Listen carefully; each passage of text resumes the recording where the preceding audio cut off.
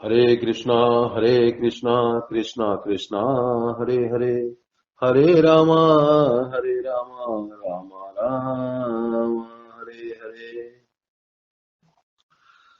भागवतम 22 हम लोग भागवत की कथा सुन रहे हैं।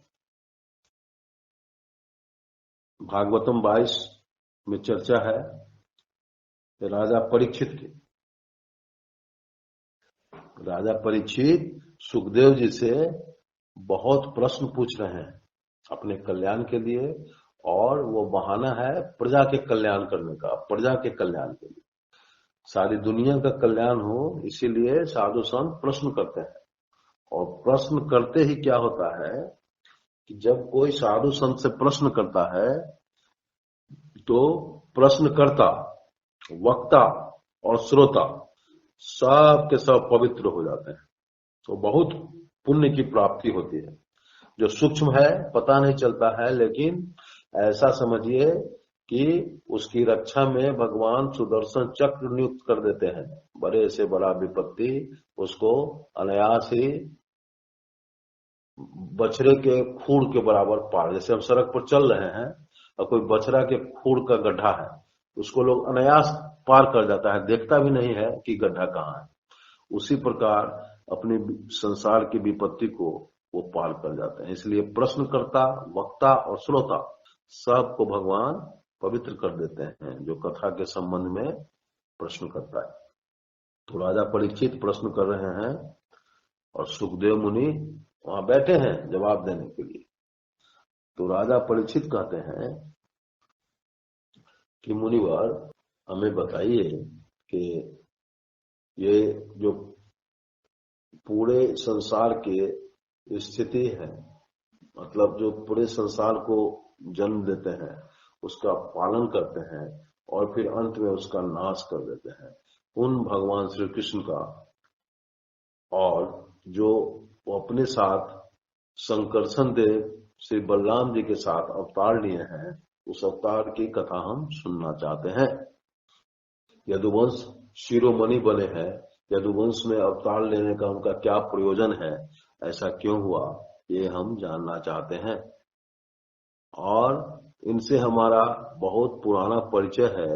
ऐसा समझिए कि ये तो हमारे कुल देव ही हैं, ये हमारे कुल के देवता हैं। चूंकि हमारे जितने पूर्वज हैं वो हमारे पूर्वज इन्हीं के साथ रहते थे। हमारे दादा परदादा जो लोग थे वो सब इनके अनन्य भक्त थे।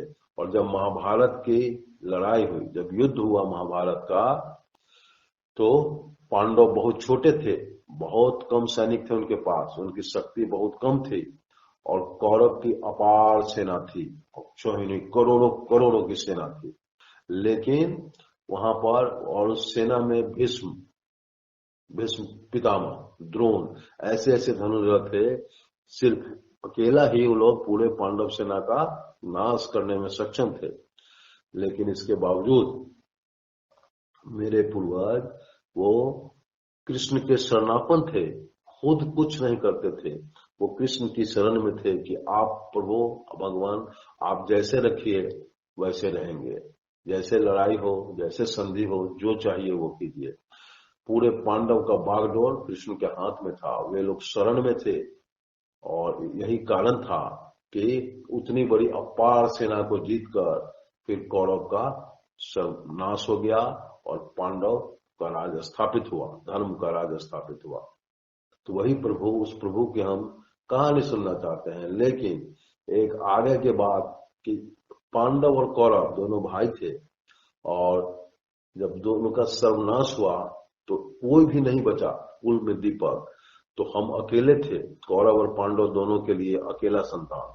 लेकिन अश्वत्थामा के ब्रह्मास्त्र ने हमको जला दिया, माँ के गर्भ में ही हम जल गए। और माँ दौड़ के गई और श्री कृष्ण के पास कि बचाइए। वो तो शरणागत पहले से पूरा परिवार था, वो भी कृष्ण के शरण में चली गई। और कृष्ण तुरंत ही अपना सुदर्शन चक्र लेकर और माँ के गर्भ में प्रवेश किए। हम तो जल चुके थे, लेकिन वहां हमको जिंदा किए, वो हमको प्राण दिए वो कृष्ण, और मेरे माँ के गर्भ में अंगूठे के समान बालक गदा लेके घूमता रहा। कब तक? जब तक हम ब्रह्मास्त्र की गर्मी से जल रहे थे। और घूमते घूमते जब धीरे धीरे ठंडा होने लगा, बिल्कुल स्थिति सही हो गई, तो वो अंगूठे के रूप में हमारे भगवान वो कृष्ण कहाँ गायब हुए, आज तक नहीं मिले हैं। हम उन्हीं को ढूंढ रहे हैं। इसलिए हम आपसे जानना चाहते हैं कि श्री कृष्ण बलराम है, क्यों आए, कैसे आए, क्या हुआ, पूरी कथा हमको सुनाइए। इस प्रकार प्रश्न किए। तो सुखदेव मुनि अब कहना शुरू किए। सुखदेव मुनि कह रहे हैं कि उन दिनों बहुत सारे राजा थे, छोटे छोटे राजा, बहुत हजारों लाखों में थे। और वो राजा जो थे वो कोई राजा नहीं थे, जितने भी राक्षस थे सब मनुष्य रूप में पैदा लिए थे। देवासुर संग्राम के समय जितने राक्षस मरे थे वही लोग फिर मनुष्य में जन्म लिए, और वही आक्रांत राजा बन के सब जगह शासन कर रहे थे। तो उनका कोई नियम नहीं था, कोई कानून नहीं था, किसी दया नहीं था, किसी के लिए सलाह नहीं था। वो लूटने के लिए आए थे। वो अपना मदिरा पी के मस्त रहते थे और सारे निरपराध लोगों को मार के काट के सबको गुलाम की तरह रखते थे। इसलिए पूरा पृथ्वी, सारी प्रजा आक्रांत थी, सब त्रस्त थे, त्राहिमाम हो रहा था, और धरती पर बोझ कई गुना बढ़ गया था। धरती भी त्राहिमाम थी, चूंकि उसके ऊपर सिर्फ पाप ही पाप हो रहा था। तो धरती गौ का रूप धारण कर ली, और सारे देवता ब्रह्मा जी के पास गए, उनकी स्तुति करने लगे कि हमारी रक्षा कीजिए, दूसरा कोई उपाय नहीं है। ब्राह्मण देवता सबको लेके, और गौ के रूप में थी पृथ्वी। भगवान ब्रह्मा जी कहाँ चले गए? क्षीर सागर। क्षीर सागर में नारायण जो है, मतलब भगवान जिनको हम कृष्ण कहते हैं, वो क्षीर सागर में वो आराम कर रहे हैं, योग निद्रा में आराम। और वहीं गए, अब ब्रह्मा जी सारे देवता ब्राह्मण और गौ को लेके उनका स्तुति करने लगे। हे प्रभु, आप मालिक संसार के रचयिता आप हैं, आप ही सब कुछ हैं, आपके बिना कुछ नहीं होगा। लेकिन यहाँ एक भी प्रजा सही नहीं है, सही ढंग से नहीं जी रही है, त्राहिमाम। और वो गौ के रूप में पृथ्वी थी, वो रोती हुई बोल रही है कि हमारी रक्षा कीजिए, हमारी रक्षा कीजिए। उनके आंख से आंसू बह रहे हैं। तो भगवान तो योग निद्रा में थे, कुछ बोले नहीं, लेकिन आकाशवाणी हो गई। भगवान अपनी वाणी को आकाश से बोलवाया। आकाशवाणी हुई कि तुम लोग धीरज रखो, अब भगवान खुद अवतार लेने वाले हैं। वो गोकुल में पलेंगे, बढ़ेंगे, नंद बाबा के यहाँ कृष्ण के रूप में अवतार लेंगे। इसलिए तुम क्या करो, सारे देवताओं, जितने भी ऋषि मुनि महात्मा हैं, सब लोग भगवान की लीला में सहयोग करने के लिए तुम लोग भी जन्म ले लो। पूरे ब्रज में, पूरे मथुरा मंडल में चारों तरफ छा जाओ, अपने अपने अंश से अवतार लो और भगवान की लीला में सहयोग करना। उस समय तुम भगवान का साक्षात दर्शन करोगे, उनके साथ विहार करोगे, और भगवान जो सर्वनाश करेंगे सबका, सारे राजाओं का, उसको भी अपनी आंखों से देखोगे, कानों से सुनोगे। इस प्रकार सुखदेव मुनि आकाशवाणी सुने, सारे देवता ऋषि ब्राह्मण को समझा दिए, और सब के सब अब तैयारी करने लगे कि हम कैसे, हमारा जन्म हो, किस घर में जाएंगे, कैसे क्या होगा। तो ये लोग ऋषि मुनि अपने तपोबल से ऐसा कर सकते हैं, वो लोग ऐसा कुछ कर रहे हैं। राजा सूरसेन थे, उसमें मथुरा के राजा थे सूरसेन, बहुत प्रतापी राजा। और इनके दो पुत्र थे, सूरसेन के दो पुत्र, राजा उग्रसेन और देवक। देवक और उग्रसेन दो पुत्र थे इनके। देवक की एक पुत्री थी देवकी, और उग्रसेन का बेटा था कंस। मैंने दोनों भाई थे, इस हिसाब से क्या हुआ, चचेरी बहन हो गई। कंस बहुत मानता था, बहुत प्रेम था भाई बहन। तो वसुदेव जी की शादी सूरसेन किए, किससे? वसुदेव की शादी देवकी से हुई। और हजारों सोने के रथ उसमें दिए गए और हजारों हाथी थे जिसके सबके सोने का चेन पहना हुआ। उसी तरह हजारों घोड़ा, हजार के संख्या में वस्त्र आभूषण से सुसज्जित दासियां, सब देवकी की सेवा के लिए विदाई में मिला। लेकिन जब रथ और सारथी लोग रथ पहुंचाने के लिए चले तो कंस की प्यारी बहन थी, तो कंस बोला कि नहीं, इस पर सारथी नहीं जाएगा, तुम जाओ। उसको हटा दिया और हम अपने पहुंचाने जाए। तो कंस चल दिया रथ लेके और देवकी और वासुदेव रथ पर बैठे हुए थे और आगे पीछे हजारों घोड़ा, हाथी, रथ, सोने का रथ सब चल रहा था। तो आकाशवाणी हुई, ऐ कंस, जिस बहन को तुम लेकर जा रहे हो उसी के गर्भ से उसका 8वां बच्चा तुम्हारा वध करेगा। स्पष्ट आवाज सुनाई दिया, देवकी भी सुनी और वासुदेव जी भी सुने। कंस को अपना जान बहुत प्यारा था और अताई तो था ही, बहुत दुष्ट था। तो उसने क्या किया कि घोड़ा का रास जो पकड़ के हाँक रहा था वो रास फेंक दिया और उल्टा घूम के, चूंकि सारथी का आगे चला रहा था, पीछे लोग बैठे हुए थे, सीधे देवकी का बाल पकड़ लिया और अपने म्यान से तलवार खींच के गर्दन पर मारना चाहा। तो जब ऐसी स्थिति आए, अचानक जान पर पड़ता है, तो यह धर्म कहता है, यह सिद्धांत है कि सबसे पहला काम है उस समय अपना जान बचाना और उसमें कोई नियम कानून फिर नहीं लगा। तो वासुदेव जी बहुत पवित्र थे, उसके बावजूद भी वो कंस की प्रशंसा करने लगे। क्या क्या कर रहे हैं आप, इतने बड़े वीर हैं, वीर योद्धा है, पूरे दुनिया में आपका नाम है और यह आपकी बहन है, अबला नारी है, अभी तो मेहंदी लगाई हुआ है, आप उसको पहुंचाने जा रहे हैं, आप इसका वध करेंगे तो आपका तो अपकीर्ति फैल जाएगा, पूरे संसार में आपकी अपकीर्ति फैल जाएगी। तो इस जीने से, इसकी कीर्ति नहीं हो, उस राजा को जीने से क्या फायदा, आप आगे न कल राजा बनेंगे। तो अभी आकाशवाणी क्या हुआ कि इसके गर्भ से बच्चा आपको मरेगा, यही आकाशवाणी हुई है। मान लें कि आकाशवाणी सच होता है तो जो बच्चा हमको होगा हम आपको दे देंगे, आप उसको मार दीजिएगा। तो इस माँ को मारने की क्या जरूरत है। तो कंस वासुदेव का मित्र था, पहले से भी मित्रता थी, तो जानता था कि वासुदेव झूठ नहीं बोलता है, इसलिए उन पर विश्वास करके छोड़ दिया, बोला जाइए, और ये लोग चले आए। फिर अपने यहाँ आए, पूरा रस्म पूरा हुआ और ये लोग पति पत्नी के रूप में रहने लगे। कुछ महीनों बाद या साल भर बाद जब बच्चा हुआ तो बहुत सुंदर बच्चा था, दोनों पति पत्नी उसको देखे, लेकिन ये तो जवान के पक्के थे, तो मन नहीं रहते हुए भी ये उस बच्चा को लेके कंस के पास आए और उसको दिए, चलिए पहला बच्चा है, आपको हम जवान दिए थे, आप लीजिए। तो कंस उसको गोद में लिया बच्चा को और देखा कि बहुत खूबसूरत है, खेल रहा है, आपको हम आना है, तो बोला नहीं नहीं।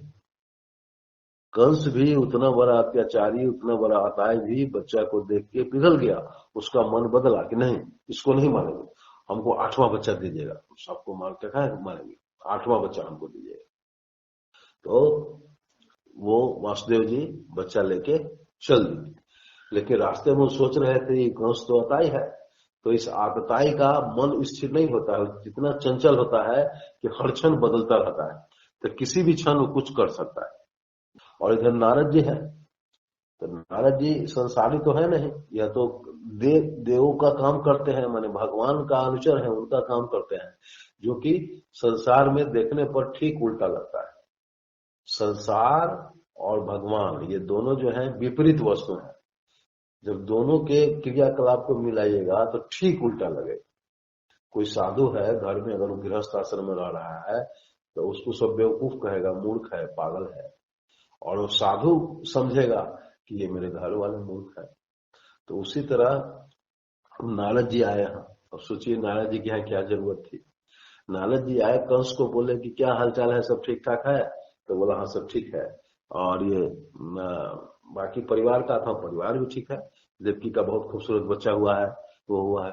तो हमको उसके बच्चा से क्या मतलब है? तो 8वां बच्चा आकाशवाणी में हमको मारेगा, तो 8वां को मारेंगे, अभी सब बच्चा को हम कहा मारे? तो नारद जी क्या किए, पेंसिल लेके बना दिए गोल गोल गोल गोल 8 गो, और बताए कि बोलो इसमें से 8वां कौन है? तो नहीं बता पाया। तो बोला कि 8वां मतलब कोई भी तो 8वां हो सकता है, उसके मन को भ्रमित कर दिए नारद। पशु तो अपने अटाई था, हमेशा जान के डर से घबराता रहता था। तो वो समझ गया बात, नारद जी उसके हाथ चले गए। वसी तुरंत देवकी और वासुदेव को कैद कर दिया और बच्चा को पत्थर पर पटक के मार दिया। इस प्रकार देवकी के जितने ही बच्चे हुए 6 को मार दिया। वो 6 बच्चा को इसी तरह मार दिया। देवकी बिलखती रही। लेकिन यह तो यहाँ कृष्ण कथा है, इसलिए सारी कथा कहना है, लेकिन सब कहीं न कहीं से जुड़ा हुआ है। वो जो 6 बच्चा मारा वो 8 वसु थे, वो कहीं से शापित थे, जिनको कुछ क्षण के लिए उस शापवश उनको धरती पर आना था। तो कुछ क्षण के लिए आना था, इसलिए उसको मारना आवश्यक था। तो एक लीला रची गई कि भाई वो बच्चा होगा मार देगा। तो न बच्चा है, न मारने वाला दोषी, न मरने वाला, न उसके माता पिता, लेकिन एक इस तरह की लीला भगवान के द्वारा होती है कि लोग को सब सही लगता है। तो वसु थे, 6 बच्चा को मार दिया।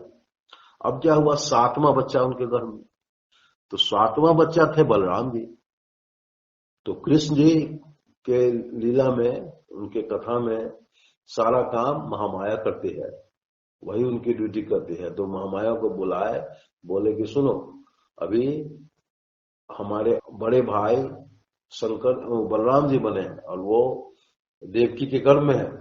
तो तुम क्या करो कि हमको उस गर्भ में अब जाना है, तो तुम उस गर्भ को वहां से उठा के, वहां से निकाल के, और रोहिणी जो नंद बाबा की पत्नी है उनके गर्भ में रख दो। तो महामाया एवं मस्तु जैसा कहा जो आ गया, कह के वहां चली गई और वह काम हो गया। तो जेल में देवकी थी, उनका शरीर बिल्कुल प्रकाशमान था, चमक रहा था, क्योंकि उसमें भगवान शंकरसन थे। उसके बाद उनका चेहरा मलिन हो गया, तो शरीर का बनावट भी बदल गया। तो पूरे राज्य में ये हल्ला हो गया कि बच्चा खराब हो गया, मतलब बच्चा देवकी का ये बच्चा नहीं पैदा हुआ। कंस भी वही समझा कि पैदा नहीं हुआ। और तब तक ये क्या किया, चूंकि उग्रसेन कंस का विरोध करते थे, तो कंस क्या किया कि उग्रसेन को उन्हीं के सिपाही से बनवा के कैद में डाल दिया और जबरदस्ती खुद स्वस्ति वाचन करवा के राजा बन गया। तो अब सारा पावर कंस के ही हाथ में था। अपने पिता उग्रसेन को जेल में डाल दिया। अब जेल की कहानी अलग हुई कि शंकरसन भगवान तो निकल गए। अब कृष्ण भगवान की बारी थी। कृष्ण भगवान प्रकट हो गए। कृष्ण भगवान प्रकट हुए और साक्षात दर्शन दिए। देवकी और वासुदेव उनकी स्तुति किए।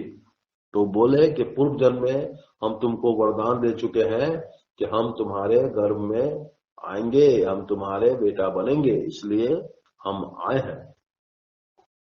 तो देवकी बोली कि आप जिस रूप में ये 4 हाथ वाले बन के आए हैं, तो लोग तो यहाँ शिकायत करने लगेगा कि भाई कहां से इतना बड़ा बच्चा आ गया। तो उसके लिए तो आपको बालक बनना होगा ना।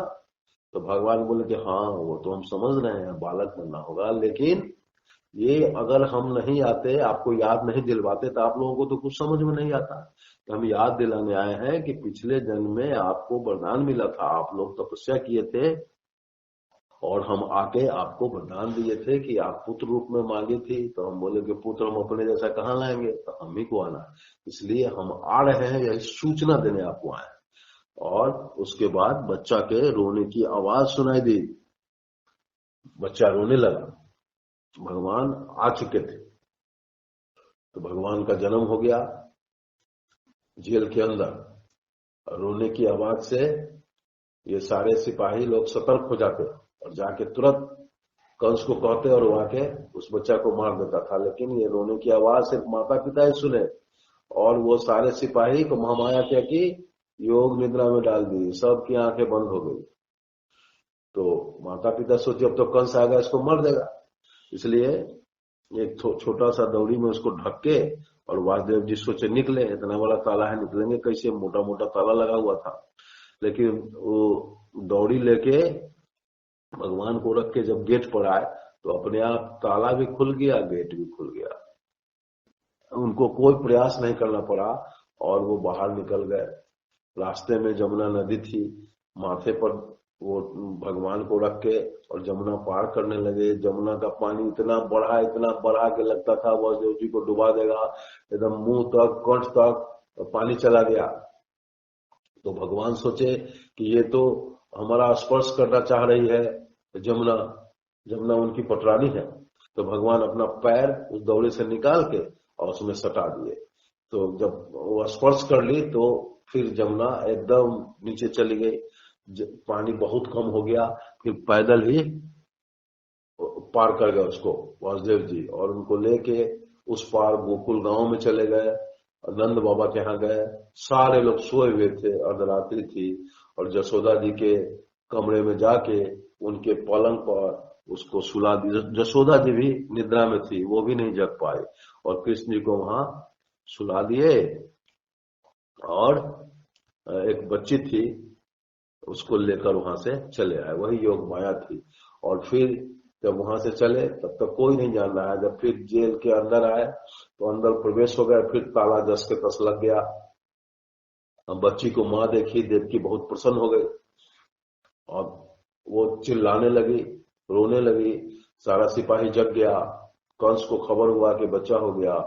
कंस आया, देवकी उसका पैर पकड़ ली कि मेरा 7 बच्चा तुम मार चुके हो, अब ये 8वां छोड़ दो, इसको रहने दो। दूसरी बात कि यह तो लड़की है, तुमको तो डर है लड़का से, जो पुरुष होगा वही तुमको मारेगा। ये स्त्री है, कन्या है, इसको छोड़ दो, इसको हम पालेंगे, एक बच्चा रहने दो मेरे पास। लेकिन कंस बहुत दुष्ट था और बहुत बड़ा अताई था, इसलिए वो उस कन्या को भी लेके पत्थर पर मारा, मारने के लिए। लेकिन वो कन्या तो थी नहीं, वो माया उसके हाथ से छूट के ऊपर उड़ गई। और कंस देखा कि उसके 8 हाथ हैं और 8 हाथ में आयुध हैं, इतनी शक्तिशाली है कि कंस को एक ही आयुध से मार सकती है। वो अट्ठहास करने लगी आकाश में जाके और बोले, रे कंस, तू जिसको मारना चाहता है वो पैदा ले लिया और तुमको मारने वाला पैदा ले चुका है, तुम घबराओ मत, तुम्हारा समय बहुत नजदीक है। इतना कह के देवी अंतर्धान हो गई। और कंस देखा कि अरे तो सब बात कह दी, पैदा ले लिया, हम तो 8 बच्चा के हत्यारा हो गए। वो देवकी का पैर पकड़ लिया, रोने लगा कि हमको बहन माफ कर दो। वासुदेव जी को भी पैर पकड़ लिया कि हम बेमतलब आकाशवाणी पर विश्वास करके तुम्हारे सब बच्चा को मार दिए, इतना बड़ा अपराधी ऐसा भाई, हम अपने आप को कहीं माफ नहीं कर पाएंगे, ये सारी दुनिया हमको कहीं माफ नहीं करेगी, हमारे ऐसा आत्माई कोई है नहीं, हम इतना ऐसा दुराचारी कोई है नहीं, बहुत, तो हमको माफ कर दो। और देवकी क्या करती, चुप हो गई और वासुदेव उसके बाद जेल से इन लोगों को छोड़ दी। और कंस फिर आ गया, माथा का बाल नोचने लगा, पश्चाताप करने लगा कि हम क्या सब किए हैं। फिर सबको बुलाया, सारे राक्षस हित मित्र को, उनके बहुत से मित्र थे उसके। एक तो कंस का जो बल था, जो गड़बड़ी थी, उसका कारण था सपोर्ट। आप कोई गलती करते हैं, 10 सपोर्ट करने वाला है तो आपको महसूस होता है कि हम गलत नहीं किए, इसलिए आप और वीर हो जाते हैं। तो समर्थन करने वाले की भी गलती होती है, हालांकि उसका स्वार्थ है इसलिए समर्थन करेगा। तो कंस का मित्र था उसका ससुर जरासंध, कोई भी गलत करे जरासंध उसके साथ रहता था। उसके अलावे उसका मित्रगण थे, राजा लोग जो अनुयायी थे उसके, कंस जो करता उसी में हाँ करते। प्रलंबासुर, पुतना, बकासुर, अघासुर, अरिष्टासुर, तृणावर, द्विविद, शानूर, मुष्टिक, बानासुर, भौमासुर, ये सब उसके अनुयायी थे। वो जो करता उसमें समर्थन करने के लिए थे, विरोध करने के लिए एक भी नहीं थे। मतलब उसकी बात को गलत कहने वाला कोई नहीं था, डर के मारे कि मार देगा हम, और सब समर्थन करता था, वाहवाही लेता था। तो इस प्रकार जब वो जेल से आया तो सबको बुला के, जो लोग आ पाए उसे मीटिंग किया कि ये स्थिति है। तो हम तो 8 को मार दिए, लेकिन फिर भी वो 8 हाथ वाली दुर्गा माई बोली कि तुमको मारने वाला पैदा हो चुका है। तो इस समय भगवान बहुत आशीर्वाद दिए हैं महामाया को कि तुम भक्तों के मन को पूरा करने वाली होगी। भक्त जो चाहेंगे उनकी कामना तुम पूर्ण करोगी और सारी पृथ्वी पर तुम्हारा जय जयकार होगा। लोग तुम्हारी पूजा करेंगे, तुमको नए वस्त्र पहनाएंगे, तुमको मिष्ठान आदि चढ़ाएंगे और तुम्हारी जय जयकार करेंगे। और तुम भक्तों को वरदान देने में कुशल होगी और तुम्हारे अलग अलग नाम से अलग अलग जगहों में लोग तुम्हें पूजेंगे। कहीं दुर्गा कहेंगे, कहीं काली कहेंगे, कहीं वैष्णो कहेंगे, कहीं माया कहेंगे, कहीं महामाया कहेंगे। इस प्रकार भगवान महामाया को बहुत आशीर्वाद दिए, क्योंकि इनकी लीला में बहुत सहयोगी। तो कल जो मीटिंग किया उसमें जितने भी थे सब लोग कहे कि नहीं, इसमें आपको क्या घबराना है, अरे जो हुआ सो हुआ। अब क्या आपके शक्ति के सामने तो कोई टिक नहीं सकता है क्या? जब देवता लोग भाग जाते हैं स्वर्ग छोड़ के तो आपको किस बात का डर है? सो हम लोग अब पूरा दुनिया में घूमते हैं, जितना बच्चा होगा उसको मारिए, सारे बच्चों को खत्म कर देंगे, रहेगा तब ना बड़ा होकर आपको मारे। इसलिए बच्चा से निर्मूल कर देंगे, तो आप घबराइए नहीं। तो कंस का ये साथी सब ऐसा राय दिया, तो कंस भी उसमें हम यहाँ कर दिया, उसी में एग्री हो गया। तो इधर की बात खत्म हुई और उधर बच्चा हो गया वो जशोदा मैया को। तो जब पता लगा और सब जोर जोर से बोल बोल के हल्ला करने लगी, रे लल्ला हुआ, लल्ला हुआ, नंद बाबा को लल्ला हुआ। सारा गांव का लोग खुश हो गया, क्योंकि वो लोग बुजुर्ग हो गए थे, बहुत उम्र थी और तभी बच्चा हुआ था। सब लोग नया नया वस्त्र पहन के अलग अलग से उपहार ले लेके इनके यहाँ आने लगे। इनके यहाँ गाना बजाना का धूम हो गया, खूब होने लगा जश्न। जश्न होने लगा, सब बच्चा को देखते थे, गाना गाते थे, उपहार लेते देते थे और खाने वाने की पूरी व्यवस्था हो गई, सब भोजन भी चल रहा था। और इधर कर देने का समय हो गया। तो ये नंद बाबा किसी बड़े बुजुर्ग को मैंने वहां बता के कि भाई सब हो रहा है, हम लोग चलते हैं, कर दे के आते हैं। बहुत लोग मिलके चले गए मथुरा कंस को कर देने। और कर जब चुका लिए तो वासुदेव जी उससे मिलने आए, क्योंकि जेल से छूट गए थे।